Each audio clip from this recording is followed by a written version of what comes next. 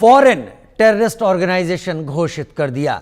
अमेरिकी विदेश मंत्रालय की ओर से जारी बयान में कहा गया कि 2019 में बीएलए को एसडीजीटी यानी विशेष रूप से नामित वैश्विक आतंकवादी सूची के रूप में सूचीबद्ध किया गया। अब बीएलए और उसके सहयोगी संगठन मजीद ब्रिगेड को फॉरेन टेररिस्ट ऑर्गेनाइजेशन घोषित किया गया है। अमेरिका के इस कदम पर बलूचों ने कड़ी आपत्ति जताई है। बलूचों ने कहा उन्होंने हमेशा से ही अमेरिका को सपोर्ट किया। अगर ट्रंप सरकार उनकी आज़ादी को मान्यता देती है तो वो अमेरिका के विश्वसनीय सहयोगी साबित होंगे।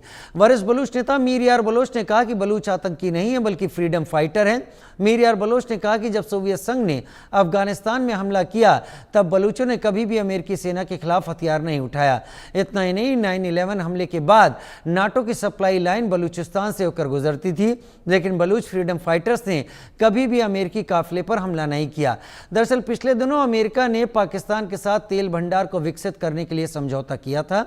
इसको लेकर बलूचों ने कहा था कि तेल भंडार पाकिस्तान का नहीं बलूचिस्तान का है और मुनीर ने ट्रंप को गुमराह किया है।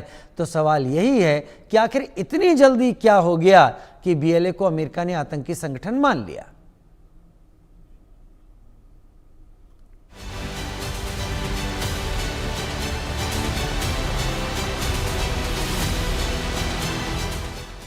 बलूचिस्तान लिबरेशन आर्मी अमेरिका ने माना आतंकी। मुनीर की साजिश, नाकाम होगी हर कोशिश।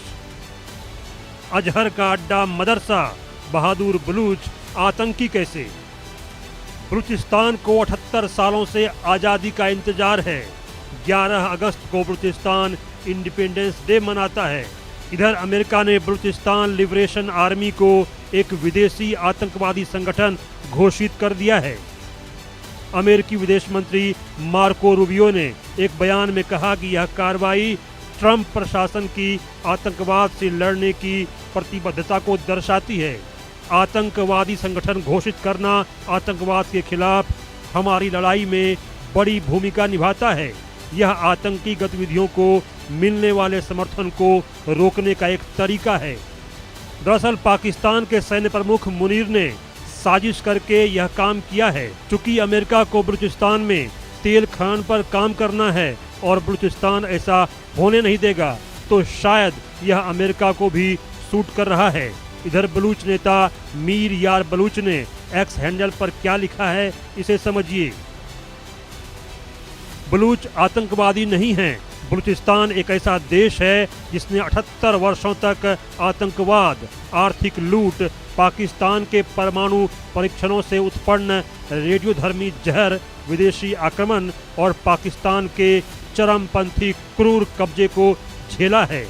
हम पाकिस्तान द्वारा प्रायोजित आईएस खुरासान के भी शिकार हैं, जो आईएसआई से पोषित एक घातक छद्म संगठन है जिसने शांतिपूर्ण बलूच राजनीतिक दलों और उनके कार्यकर्ताओं के खिलाफ हिंसा का फतवा जारी किया है। बता दें कि बीएलए सक्रिय हथियारों से लैस संगठन है जिसका मकसद बलूचिस्तान को पाकिस्तान से अलग कर एक आज़ाद मुल्क बनाना है। यह संगठन बलूच राष्ट्रवाद की विचारधारा से प्रेरित है और अक्सर पाकिस्तान सरकार और सेना के खिलाफ यह संघर्ष करता है। बीएलए की जड़ें 1970 के दशक में बलूच राष्ट्रवादी आंदोलन से जुड़ी मानी जाती हैं। हालांकि इसे औपचारिक रूप से 2000 के शुरुआती दशक में सक्रिय और संगठित रूप में पहचाना गया। संगठन का दावा है कि पाकिस्तान सरकार ने बलूचिस्तान के प्राकृतिक संसाधनों का शोषण किया है और वहां के लोगों को राजनीतिक, आर्थिक और सांस्कृतिक रूप से हाशिए पर रखा है। पाकिस्तान की कुल भूमि का 43% हिस्सा बलूचिस्तान में है, लेकिन यहाँ के लोगों को हमेशा ही अधिकारों से वंचित रखा गया है। कई लोग हालात खराब होने के लिए दिवंगत लेफ्टिनेंट जनरल परवेज मुशर्रफ को दोषी ठहराते हैं।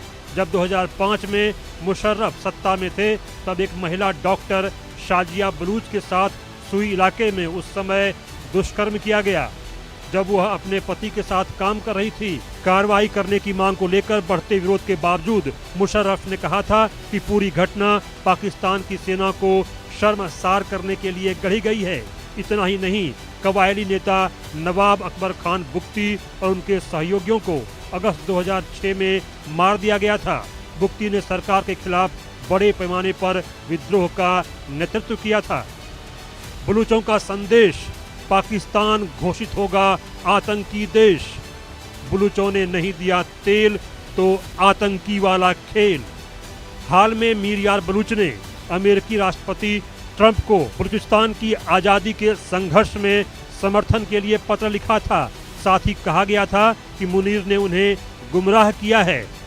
बलूचिस्तान पाकिस्तान का हिस्सा ही नहीं है, बल्कि खनिज संसाधन बलूचों का है। मुनीर इसके लिए कैसे अमेरिका से बात कर सकते हैं? तो क्या ये माना जाए कि तेल खनन के सौदे पर बलूचों के विरोध के बाद ये साजिश रची गई?